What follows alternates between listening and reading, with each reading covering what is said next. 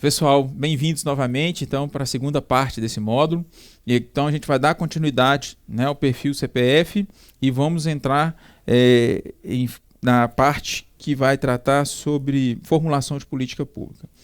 Só para a gente recordar um pouquinho, então, anteriormente a gente falou sobre democracia participativa, falou um pouquinho sobre alguns modos de participação na política pública, na democracia cidadã, e a gente falou de conselhos, né? E aí a gente definiu então que conselho é um órgão deliberativo, consultivo e paritário, responsável pela deliberação e definição da política pública municipal. E lembrando mais uma vez aqui, reforçando, que política pública a gente vai entender como estratégias necessárias para atender determinada demanda daquele público, hein? Não vamos esquecer desse conceito, que é muito importante na hora de a gente entender o que é política pública.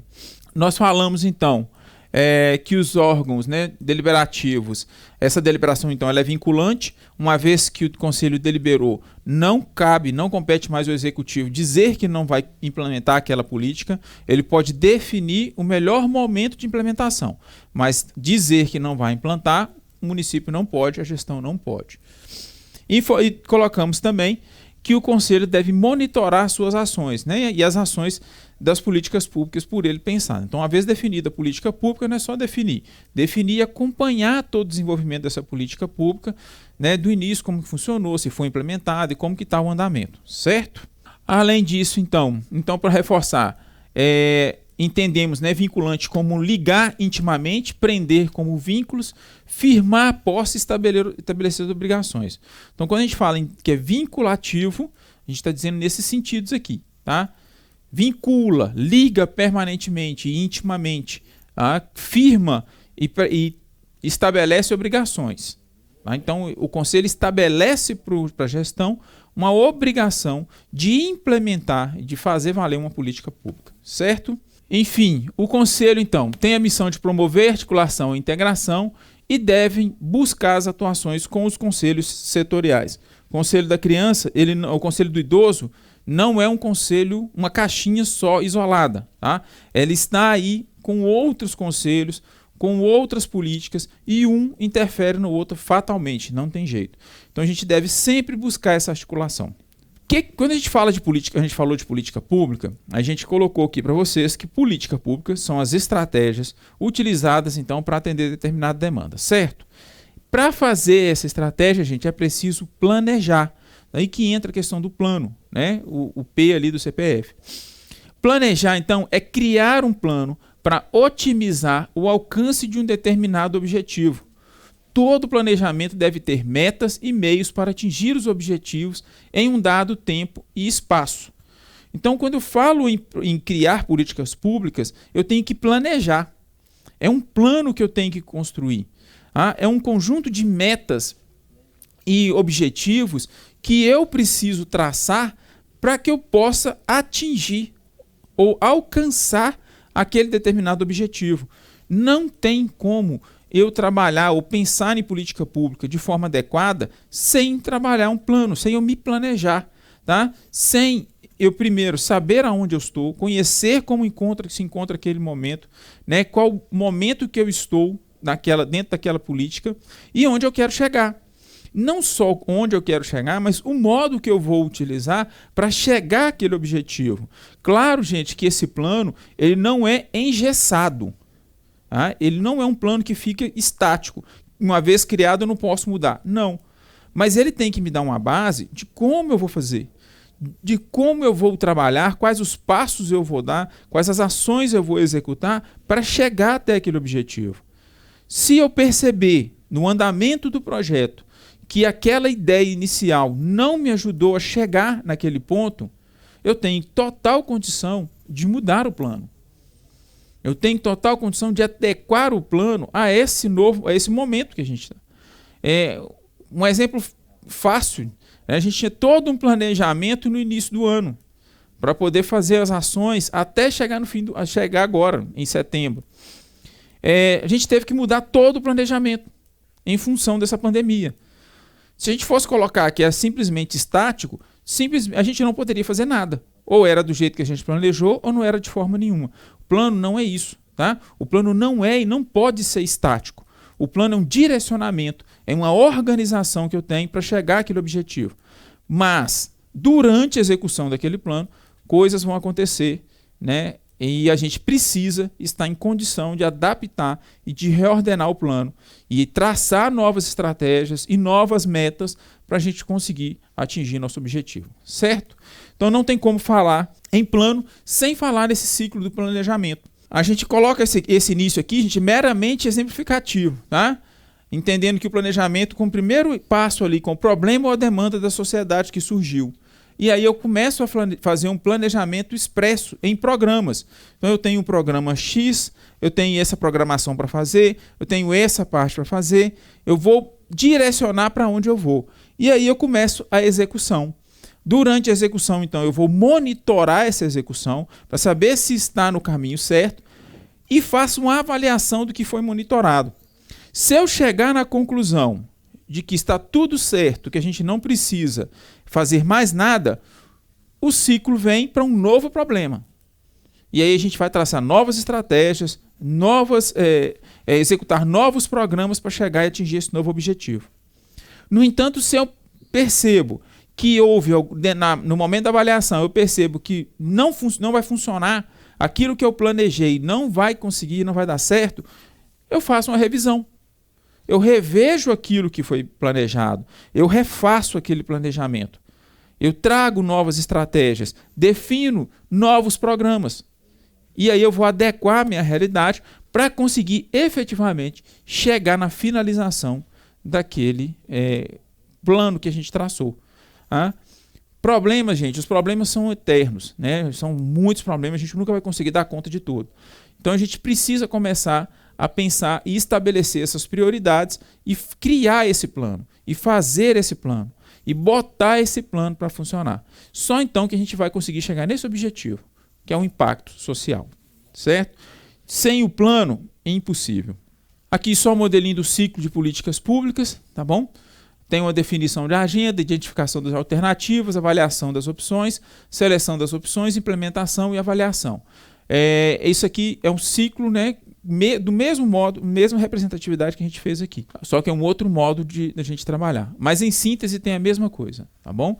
A gente define o que quer fazer através da avaliação dos problemas, identifica quais alternativas, que é o planejamento através dos programas, avalia quais são os programas que a gente vai colocar para funcionar, seleciona entre eles e implementa. E depois faz a avaliação. Tá? Estando correto, a gente continua. Não estando correto, a gente começa de novo. Dentro, então, disso, do planejamento, a gente precisa gerenciar, né, que é interpretar e estabelecer os objetivos. Tá? Lembrando que o conselho, como gestor do fundo, a gente volta a falar, nós vamos ter um módulo para falar só sobre fundo, tá bom? Então, enquanto gestor do fundo, o conselho é que vai definir quais são os objetivos e aonde vai se alocar os recursos. A gente vai ter que fazer uma diferenciação entre gerenciar e administrar.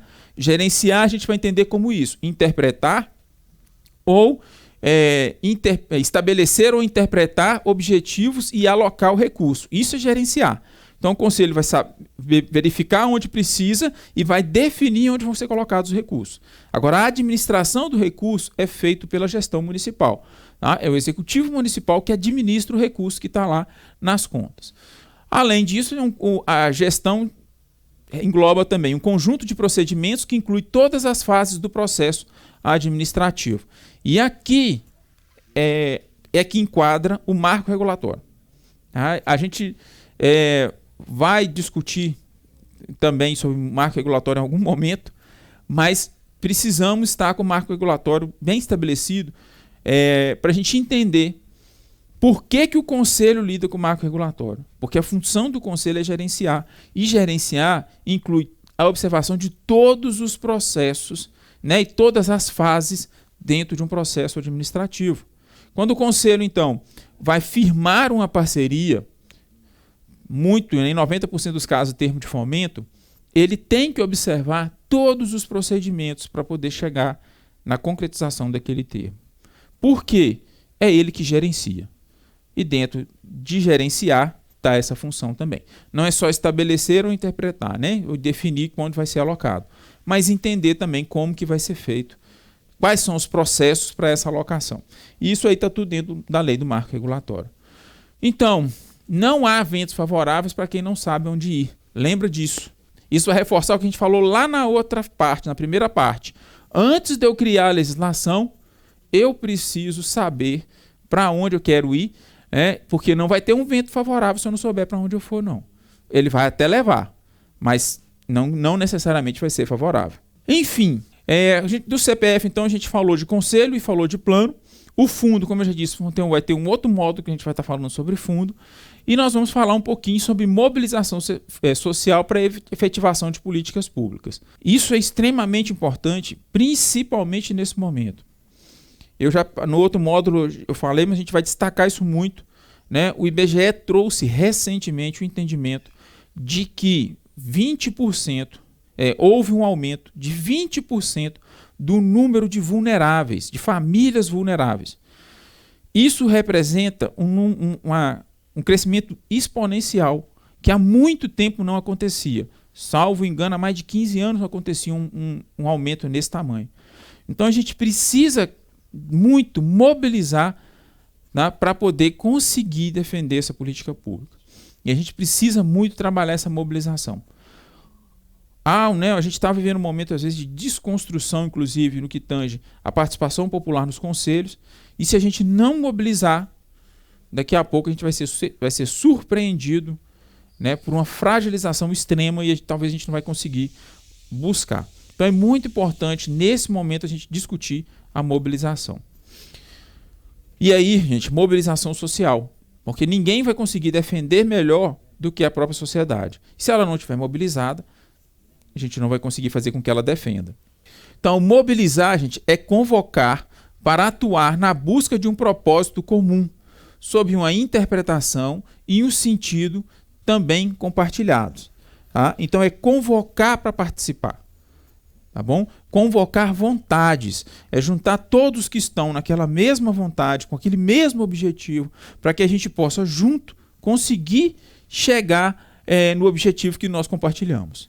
A mobilização social, então, vem dessa junção de mobilização, que ou seja, pôr em movimento, né, fazer ou criar um movimento, com o social, que são as relações sociais, e lembrando ali do conceito de cidadania, que é de tomar posse do seu direito. Né? Então, quando a gente fala em mobilização social, é esse movimento para que a sociedade tome posse do seu direito, efetivamente. Então, isso é mobilização social. Então, a mobilização implica na livre convocação de vontades. Esse aqui é muito importante, né? Não é obrigatório, tá? Senão não há uma mobilização, há aí uma supressão de direitos. Então, eu preciso trabalhar com a mobilização livre. As pessoas que comungam daquela vontade precisam ter o mesmo objetivo e ir de livre e espontânea vontade participar dessa mobilização. É imprescindível para a criação de uma cultura e de uma ética democrática, perpassa pela ideia de que toda a ordem social é criada por nós e fundamenta-se no conceito de participação como meta e meio para a mobilização. O Márcio Simeone e o Renan Latam, da Comunicação e Organização do Terceiro Setor, escreveram o seguinte: os processos de mobilização social são processos comunicativos. Tanto o compartilhamento de sentimentos, conhecimentos e responsabilidades, quanto a convocação das vontades para uma mudança de realidade acontecem por meio da comunicação entre as pessoas. Assim, só é possível mobilização social se houver comunicação. A gente sempre falou nos nossos encontros da importância de todo mundo divulgar o trabalho que faz. E é muito importante que os conselhos também divulguem aquilo que fazem. Só quando o conselho consegue comunicar e informar para as pessoas o que o conselho faz, quais suas verdadeiras funções e atribuições, é que a gente vai conseguir mobilizar. Não é possível fazer mobilização sem comunicação. Não tem como a pessoa se mobilizar para fazer aquilo que ela não sabe o que vai fazer. Isso é fato, eu preciso comunicar. E o meio de comunicação, ela pede isso, informar para as pessoas, mostrar o que é feito. Enquanto conselho, nós temos muita dificuldade em fazer isso. Eu não sei muito bem por quê. a gente tem receio de mostrar o que o conselho faz. E aí ninguém sabe o que o conselho faz. Então, ninguém defende o conselho. Quando a gente fala dessa mobilização e dessa comunicação, ela é preciso, ela é necessária. Não é fazer para poder chamar atenção. A comunicação está ali para mostrar e para compartilhar com a comunidade, com a sociedade, a importância daquele órgão, a importância daquele instrumento. E é por isso que a gente defende tanto nesse momento a mobilização. A gente precisa mais do que nunca trazer para a sociedade e mostrar para a sociedade o que o Conselho faz. Qual que é a função do Conselho. E eu estou falando de sociedade, não é a sociedade que está fora do Conselho, não. Estou falando, inclusive, quem está dentro do Conselho. Porque é muito comum conselheiros que não sabem o que estão fazendo ali. E a gente precisa que esses, pelo menos, não só, né, a sociedade fora, mas os conselheiros que estão ali dentro, os representantes da sociedade que estão dentro do Conselho, entendam o seu papel e a importância desse papel. Então é fundamental a gente comunicar, informar, mostrar o que o Conselho faz.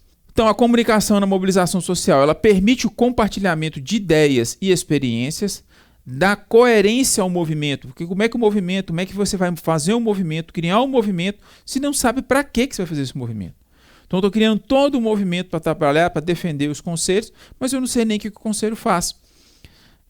Parece uma anedota, mas não é. Isso é tão sério no Brasil que umas 2 semanas atrás saiu um vereador que foi à tribuna condenar um projeto de lei, e quando ele começou a ler o projeto de lei, que ele começou a falar mal do projeto de lei, um outro colega dele levantou a mão e falou, mas o projeto é do senhor. Então, olha a incoerência. Como que eu vou defender uma coisa que eu nem sei o que é? Então não dá, precisa a comunicação, é o conhecer das pessoas, da população, sobre aquilo que se está buscando alcançar, é que gera a coerência do movimento. Amplia suas bases, que quanto mais pessoas souberem, quanto mais pessoas entenderem, mais pessoas vão se importar com a causa, mais a gente vai conseguir mobilizar. E afina os discursos. A gente evita as contradições nos discursos. Um falando de um jeito e outro falando do outro. Então a comunicação ela serve para isso também. Inclusive para afinar, para que todo mundo fale a mesma língua quando tiver que defender aquele objetivo que a gente mobilizou. Então a comunicação como estratégia para a efetivação da política pública. Isso aqui é um gráficozinho da comunicação. Quem mexe com comunicação vai saber isso muito bacana. Você tem um emissor e um canal para que se transmitir aquela mensagem. E você tem na outra ponta o receptor, que de alguma forma vai dar para o emissor um feedback. É essa mensagem que a gente quer transferir que precisa da comunicação. A gente vai usar de algum canal, enquanto emissor, para transmitir uma mensagem para um receptor. E ele, com a sua participação, quando ele se mobiliza, quando ele se engaja, dá para a gente o feedback que a comunicação foi bem feita. A partir do momento que ele não entra, que ele não se engaja, já traz para a gente também o feedback que a gente precisa melhorar no canal de comunicação. Então esse é um modo que a gente pode usar de estratégia para efetivar as políticas públicas. Entendendo então um pouquinho da comunicação. A comunicação é mais que simples troca de informação, tá? Ela implica a geração de vínculos e para compreender o processo comunicativo, para a gente compreender melhor o processo comunicativo, é uma visão mais geral, tá? Para olhar além de uma mensagem qualquer. Não é simplesmente passar qualquer coisa, é passar algo com objetivo. Tá? E no caso que a gente pensa aqui, no objetivo de mobilizar a população para poder conseguir efetivar uma política pública. Tá? Quando a gente consegue mobilizar, a gente consegue ter mais conselheiros, mais pessoas conscientes, que vão ter condição de chegar efetivamente e defender uma política pública melhor para a nossa sociedade, para os nossos usuários. Nas instituições, né, enquanto instituição, a gente precisa conhecer o público e saber dizer, né, saber como dizer e o que ele irá ouvir. E embora atores de destaque no agendamento de temas discutidos na esfera pública nem sejam sempre grandes veículos, são os melhores espaços para se divulgar uma informação. É errado imaginar que uma notícia se faz circular apenas nos grandes meios de comunicação. Eu acho que a internet mostrou muito isso, né? Nesse momento. A internet, né, os pequenos canais de comunicação aí criaram grandes movimentos, né? Então conseguiram mobilizar. O próprio YouTube passou de uma ferramenta muito grande, né? O YouTube que não era, quase ninguém acessava, agora praticamente todo mundo acessa, e é uma plataforma, são canais de pequena expressão, mas conseguem mobilizar. Então não é pensando que só porque tem que aparecer na rede, aberta na televisão, que a gente vai conseguir mobilizar, né? É saber usar aquele canal de comunicação para que a gente possa efetivamente ter uma mobilização e aí conseguir efetivar as políticas públicas. Como estratégias, então, tem algumas perguntas que a gente pode responder para facilitar a nossa definição, né, da comunicação que a gente deseja fazer. A primeira é por que comunicar? Interação com o público e comunidades, para a mobilização de parceiros e recursos, para a conquista de opiniões e atitudes favoráveis por parte da sociedade, para a capacidade de gerar mudanças, legitimação e realização da missão e divulgação da causa e reconhecimento. Então, são algumas das respostas possíveis para a gente definir para que comunicar. Ainda tem, dentro dessa pergunta, para que comunicar? A gente pode também fazer a pergunta: que objetivos e resultados podemos alcançar com investimentos em comunicação? Em relação à causa, a gente pode trazer mobilizar, disseminar, educar. A gente pode trazer vários objetivos aí quando a gente traz esses questionamentos de para que comunicar. Com quem comunicar? Quais são os grupos ou quais são o público ou os grupos de pessoas com as quais se permite interagir? Então aqui a gente vai se perguntar qual que é o nosso público-alvo da nossa comunicação. Para quem que a gente quer falar? Quem que a gente quer mobilizar? Isso é muito importante, gente, quando a gente fala na política do idoso, principalmente. É um público que hoje, né, tem uma facilidade de acesso a informações muito grandes, inclusive informações erradas. Então é um público que a gente consegue alcançar. A gente precisa pensar em como alcançar. Mas é um público que, quando a gente define, é possível de alcançar. E dentro do conselho, é fundamental que o conselho pense, foque nesse público na hora de comunicar para fazer mobilização. É importantíssimo isso. É muito comum o conselho, e isso é um problema muito sério, porque são pessoas, às vezes, mais jovens para definir uma política pública para uma outra faixa etária. Então a gente muitas vezes não sabe como nos comunicar com esse idoso. E a gente pensa na comunicação como se fosse para a gente mesmo. E a gente tem que lembrar que quando a gente vai pensar na estratégia de comunicação, a gente tem que definir para quem que é. Quem que é o nosso alvo de comunicação? Não sou eu. E quando eu estou falando do Conselho do Idoso, da política pública do idoso, o alvo dessa comunicação são os idosos. E eu preciso saber de meios para alcançá-los. Com quem comunicar, né? Quais as características e interesses desse público, o que se espera de cada um deles e como entrar em contato. Então a gente tem vários meios aqui, né? São públicos mais de idosos, hoje com muito acesso, por exemplo, ao WhatsApp, né? Como é que eu posso entrar em contato? Acessando, muitas vezes, trazendo desses canais de comunicação, esses grupos do WhatsApp, dentro das igrejas, enfim. Respondendo essas perguntas, a gente vai conseguir definir melhor a nossa estratégia. E o que comunicar? O que é fundamental comunicar? Quais são as bandeiras que quer levar perante a sociedade? Quais as informações mais relevantes a serem divulgadas? O que é mais importante e adequado para ser comunicado a cada público? Porque não adianta também eu chegar, né, com a comunicação com algo que não é importante e que não é adequado para aquele público. Não vai conseguir alcançar o objetivo. A gente fez uma conferência no ano passado, onde houve uma fala, né, de uma senhora sobre o acesso da mãe dela no WhatsApp. E que ela foi abrir, a mãe dela pegou um celular, que é mais moderno, e tinha acesso ao WhatsApp. E ela entrou num dos grupos da mãe. E quando ela entrou num dos grupos da mãe, a foto que tinha lá era de um rapaz, né, todo sarado, só de sunga. E a filha indignada, porque a mãe estava tendo acesso. Então, quando a gente vai comunicar e escolher, a gente tem que saber até o que vai usar, tá? Que é adequado para cada público. Como comunicar? O conteúdo pode ser o mesmo, mas as ferramentas variam um pouco. aproximar o conteúdo dos interesses do interlocutor. A comunicação pode se voltar para 3 eixos: comunicação interna, relacionamento com a mídia e ações de mobilização da opinião pública. A comunicação interna, então, a gente tem boletins internos, jornal e mural, listas de e-mails, datas comemorativas, aniversário de colaboradores, de entidades, festas de fim de ano, reuniões periódicas para discutir a agenda de cada colaborador. E a gente pode pensar nessa comunicação interna.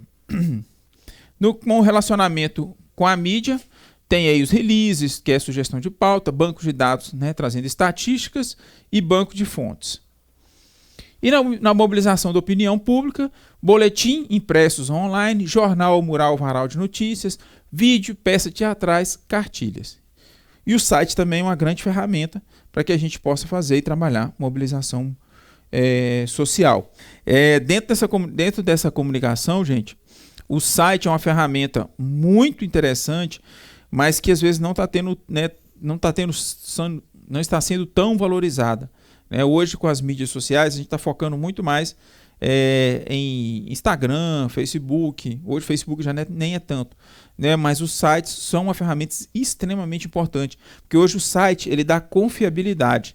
Eu posso até achar aquela pessoa lá no Instagram, aquela empresa no Instagram, mas na hora de eu adquirir o serviço, alguma coisa, eu corro ali para poder olhar para ver se ela tem site, se ela tem, né, um instrumento montado, uma estrutura montadinha no site, que traz para a gente uma confiança. Então, credibilidade na fala, né, nessa comunicação, o site é muito importante. Por fim, a gente queria trazer aqui alguns exemplos, né, de comunicação. Então, idosos internautas compõem o grupo que mais cresce nas redes. Isso aqui é significativo, né? É uma das fontes que a gente pode tirar aí para a gente definir como que vai comunicar, uma vez que as redes sociais hoje, né, os idosos estão acessando cada vez mais. Terceira idade se firma como fatia importante das redes sociais. Inclusive, tem uma empresa que chama, salvo engano, Olabol, eu não sei, uma empresa que ela é especializada em produtos eletrônicos para idoso. Então são tablets para idosos, celulares para idosos, que tem o celular pode até ser o mesmo, mas os aplicativos são maiores para ter uma facilidade melhor para visualizar. Então hoje, né, é uma das outras, um dos modos de comunicação, de como comunicar, que a gente pode usar muito, né, que é essa fatia importante das redes sociais. Eles hoje ocupam um espaço bastante significativo. Quem comunica? Ideal, né? Pelo menos uma pessoa responsável exclusivamente pela comunicação. Então, quando a gente fala de conselho, isso é uma discussão que a gente já tem trazido há muito tempo, o ideal é que tenha um responsável, uma pessoa que seja representante do conselho, que pode ou não ser o presidente, mas que tenha uma pessoa que efetivamente fale pelo conselho. Não deixe que todo mundo fale, porque se cada um fala, há aí uma confusão de informações.